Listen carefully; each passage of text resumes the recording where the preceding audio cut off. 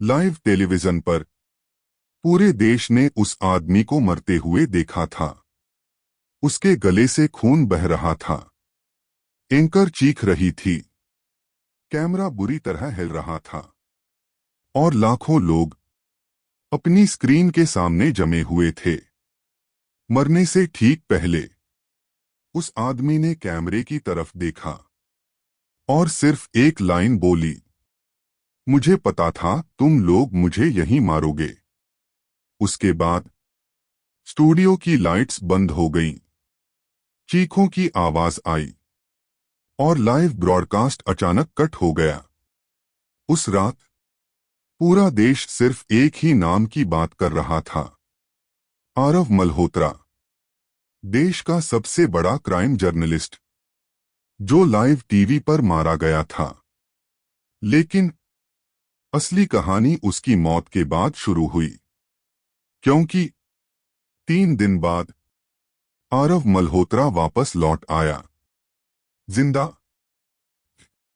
मैं हूं inspector Kabir Rana, Delhi crime branch. पिछले 15 सालों में मैंने सैकड़ों केस देखे थे, सीरियल किलर, राजनीतिक हत्याएं, मनोवैज्ञानिक अपराध। लेकिन यह पहला केस था जिसमें मुझे अपनी ही यादों पर शक होने लगा था। 17 अक्टूबर रात 2:11 मेरे फोन पर एक कॉल आया। दूसरी तरफ एक औरत रो रही थी, इंस्पेक्टर साहब, वो वापस आ गया है। आवाज कांप रही थी।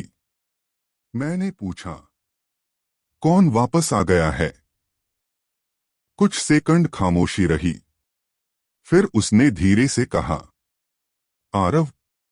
मेरे हाथ अपने आप रुक गए, क्योंकि आरव मल्होत्रा 3 दिन पहले मर चुका था। मैं खुद उसकी पोस्टमार्टम रिपोर्ट देख चुका था। लेकिन उस रात जब मैं उसके घर पहुंचा तो मेरे पैरों तले जमीन खिसक गई। सोफे पर बैठा आदमी आरव मल्होत्रा था। वही चेहरा, वही आवाज, वही आंखें। उसने मेरी तरफ देखा और मुस्कुराकर कहा, मुझे पता था आप आएंगे। उस पल मुझे पहली बार डर महसूस हुआ, क्योंकि मेरे सामने बैठा आदमी या तो जिंदा था या फिर कुछ ऐसा था जिसे समझना इंसानी दिमाग के बाहर था। 3 दिन पहले नेशन फर्स्ट न्यूज चैनल का स्टूडियो असामान्य रूप से शांत था। आरव मल्होत्रा उस रात लाइव आने वाला था, लेकिन चैनल के अंदर काम करने वाले लोग बता रहे थे कि शो शुरू होने से पहले आरव बेहद डरा हुआ लग रहा था। उसने लगातार 3 बार सिक्योरिटी चेक करवाया था, बार बार पीछे मुड़कर देख रहा था, जैसे कोई उसका पीछा कर रहा हो। लाइव शुरू हुआ। एंकर ऋचा शर्मा ने मुस्कुराते हुए शो शुरू किया। आज आरव मल्होत्रा हमारे साथ एक बेहद खतरनाक इन्वेस्टिगेशन का खुलासा करने वाले हैं। लेकिन आरव ने उसकी बात बीच में रोक दी। उसने सीधे कैमरे की तरफ देखा। उसकी आंखों में डर साफ दिखाई दे रहा था। अगर मेरे साथ आज कुछ भी होता है तो समझ लेना, प्रोजेक्ट मिरर असली है। पूरा स्टूडियो शांत हो गया। एंकर घबरा गई। कंट्रोल रूम में बैठे लोग एक दूसरे को देखने लगे। लेकिन आरव रुक नहीं रहा था। 3 महीने से मैं उन लोगों को एक्सपोज करने की कोशिश कर रहा हूं, जो इंसान की यादें बदल सकते हैं, जो तुम्हें तुम्हारी जिंदगी पर शक करने पर मजबूर कर सकते हैं। तभी स्टूडियो की लाइट्स अचानक झपकीं। आरव बोलते बोलते रुक गया। उसकी आंखें कैमरे के पीछे किसी चीज को देख रही थीं। उसका चेहरा सफेद पड़ चुका था। उसने धीरे से कहा, नहीं, तुम लोग यहां तक कैसे पहुंच गए? अगले ही सेकंड पूरे देश ने लाइव देखा। आरव के गले से खून निकला, कैमरा नीचे गिर गया, लोग चीखने लगे और ब्रॉडकास्ट कट हो गया। उस रात देश भर में सिर्फ एक ही वीडियो वायरल हो रही थी, आरव की मौत।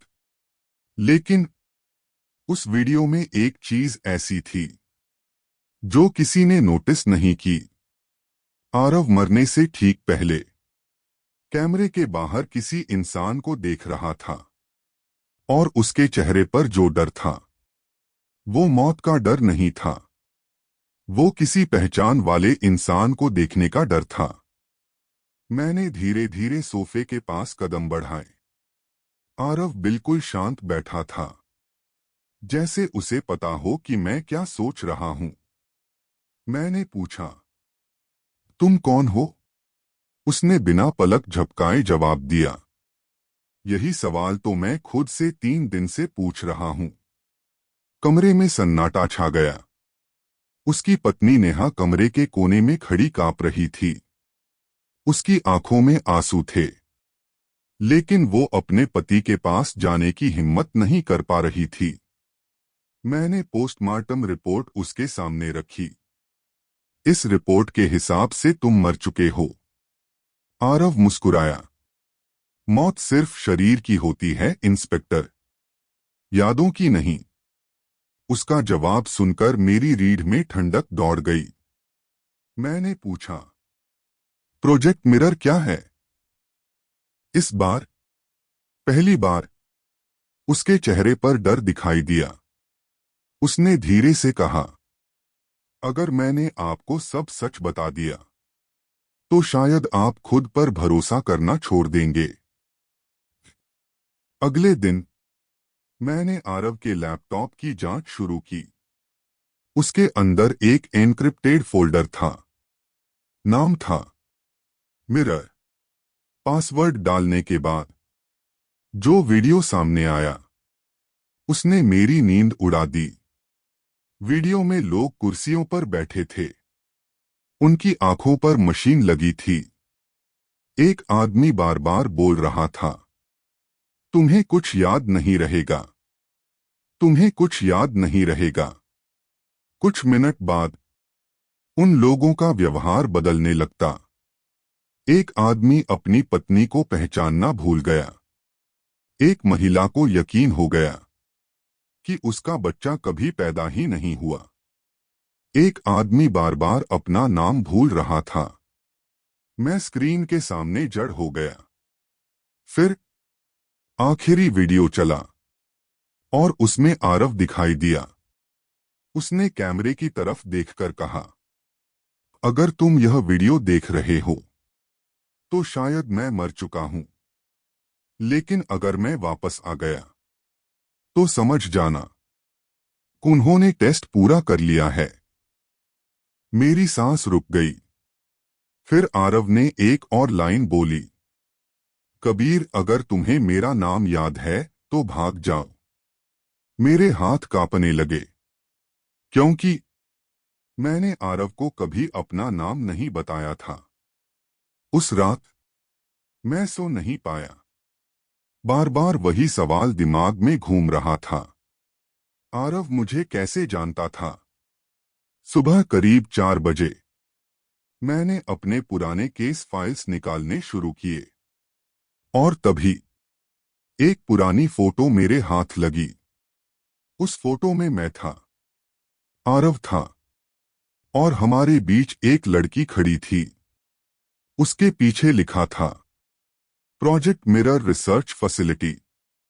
मेरा दिल जोर से धड़कने लगा, क्योंकि मुझे उस दिन की कोई याद नहीं थी। फोटो के पीछे तारीख लिखी थी, 12 जून।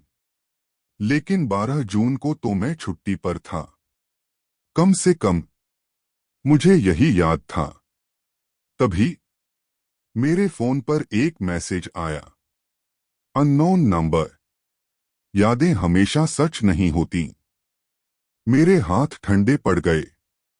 अगला मैसेज आया, मत भूलो तुम भी वहां थे। उसी पल मेरे सिर में तेज दर्द शुरू हुआ और अचानक मेरे दिमाग में कुछ झलकियां आने लगीं। एक सफेद कमरा, तेज लाइटें, मशीनों की आवाज और कोई मेरे कान में बोल रहा था, कबीर तुम्हें कुछ याद नहीं रहेगा। मैंने घबराकर आंखें खोल दी, लेकिन अब डर सिर्फ आरव से नहीं था।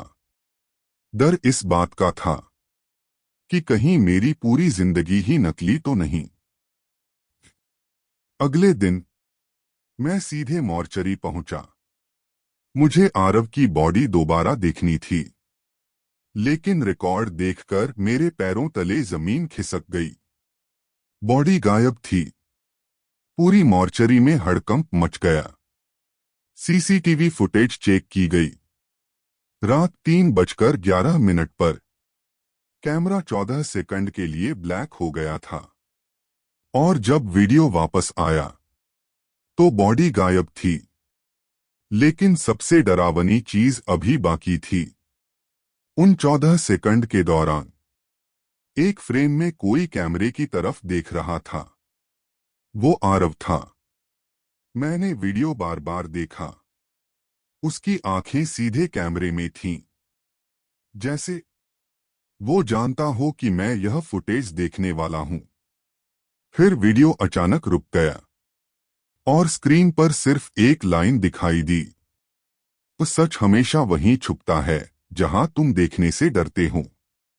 उस पल मुझे पहली बार लगा कि शायद इस केस में कोई मुझे देख रहा है, हर वक्त।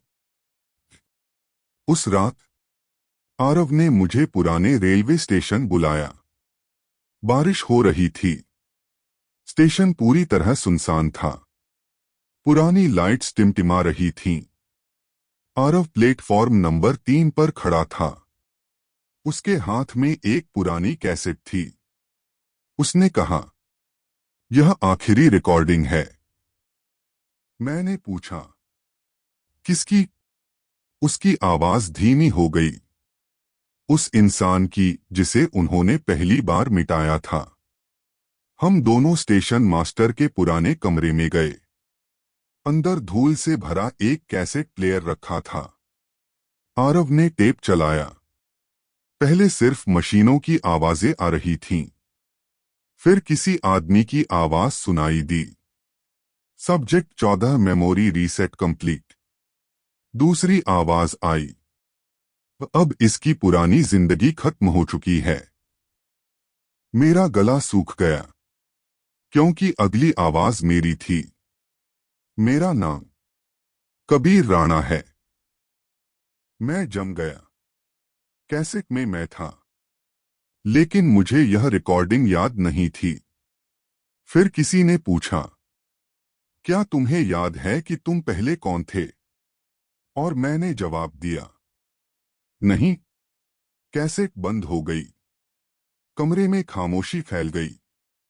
आरव ने मेरी तरफ देखा। अब समझे तुम इस केस को क्यों नहीं छोड़ पा रहे? मेरे होंठ सूख चुके थे।